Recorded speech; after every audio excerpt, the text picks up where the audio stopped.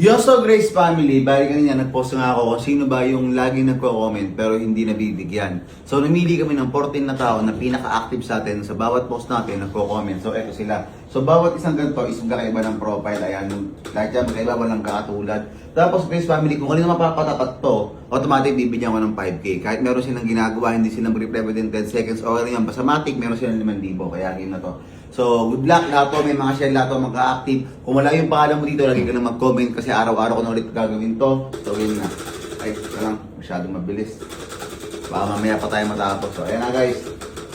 So, easy 5K to, easy 5K. Uy.